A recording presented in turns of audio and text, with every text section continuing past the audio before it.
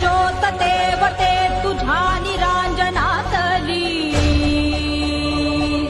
अपार भाव भक्तीने तुझीच मूर्त पूजिली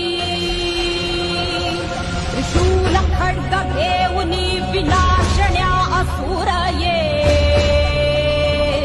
बनून रौद्रगामिनी प्रकाशण्या तिमिर ये प्रतीक नारी शक्तीचे वैष्णवी महेश्वरी तुझाच अंश राहू दे सदैव माझ्या अंतरी आई अंबे